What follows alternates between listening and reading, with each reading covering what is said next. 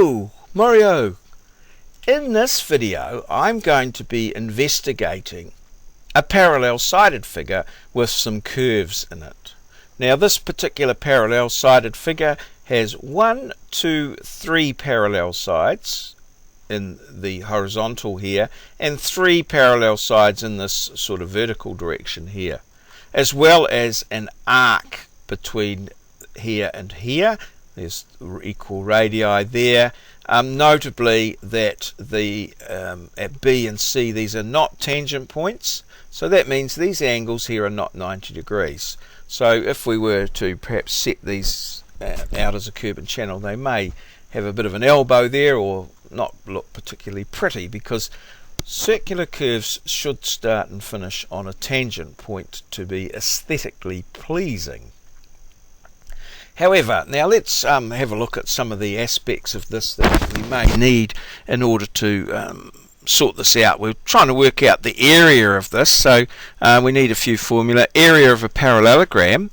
The area of a parallelogram equals AB sine A, where A and B are the parallel sides, and sine A is the angle between the two sides.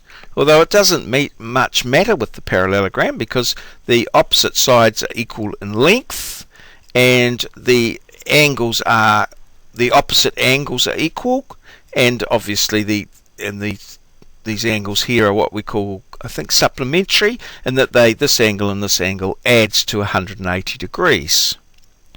The area of a sector it's just a fraction of a circle, so the area of a circle is pi r squared, and we want to know the angle tells us what fraction of the circle it is when we divide it by 360, so it's the fraction of the circle times pi r squared.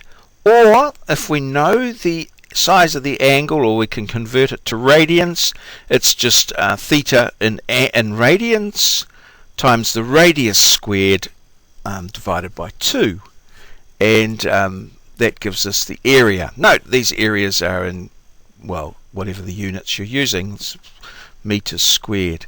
Now we have, due to the parallel lines and properties of parallel lines, we have a number of different angles which are equal, and then we have the other angles which are like, for instance, BGC, which is an angle that we might be, say for instance, given in this particular instance or problem, or problems of this nature, that this angle here, CGE, is 180 minus that angle. So we can pretty much work out every angle here. There's only two possibilities. They're either equal to BGC, or they're equal to 180 minus BGC. We also have a number of, because of the parallel properties here, of equal lines. This line and this line are equal. The length of this and this are equal, GE, CD are equal, and because of these properties we are able to work out some of the missing dimensions, like for instance A to F is equal to DC, DC here plus this radius here. We can work out that radius, because this radius here is equal to FD minus AB, which gives us this radius. Radius will be the same, so FA equals DC plus GB. So that enables us to work out a lot of things. So initially what I've done is I've put down here the various inputs that we can vary. We can vary the angle, we can vary FD, we can vary DC, and we can vary AB. Now what I haven't done is built into some things to stop you, for instance, making DC or one of the figures so small that the other things go negative. So you do have to use a little bit of your wits, keep your wits about you in that regard. But this enables us to investigate various options here as to what sort of areas and things we want to do. So how does this thing work? Well, the area of parallelogram ABEF is the big one, so it's equal to AB times AF times the sine of the angle FAB. Now AB we're given, we can work out AF.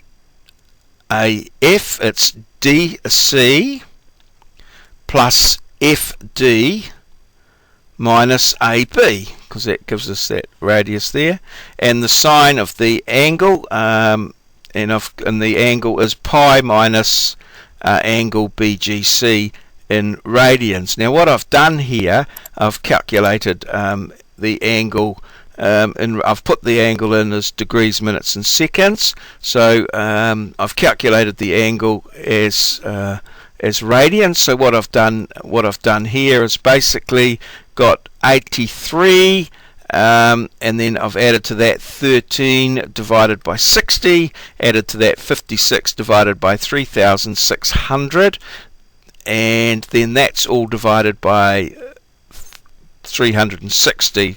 So that gives us the ratio, what fraction of a full circle that is, and then I've multiplied that by pi times 2, and that makes it all into radians, and that gives us 1.45268.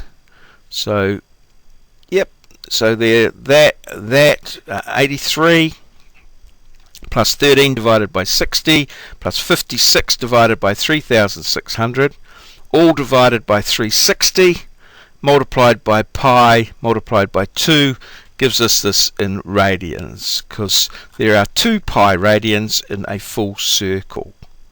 Okay, so the area of the parallelogram then, we can work out the angle, because we know that XL only works in radians. We must convert our angles to radians. So we fill that in there, and that gives us the area of triangle ABEF, which is the large triangle here. Next thing we want to do is to work out the area of the small triangle, and again it's DC here times GC times the sine of the angle GCD. It doesn't matter which angle you make the sine of, because it works out right either way.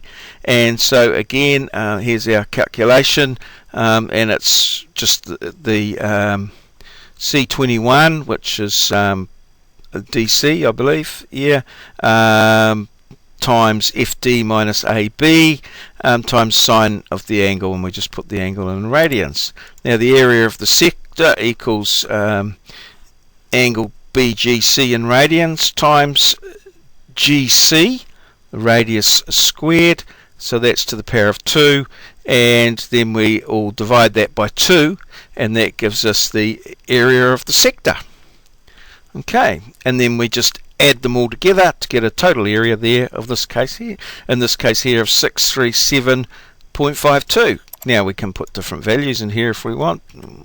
12, let's make that 21.56. Oh no, 21.56. And we can see that every time we update it, let's make that 20, and let's make this here 91. And we can see that every time we update it, we can get different areas, which enables us to investigate a number of different scenarios, if that's what we want to do, to see what sort of things we can get. So it gives us a more universal solution. So there you are, an investigation of parallel sides and curves.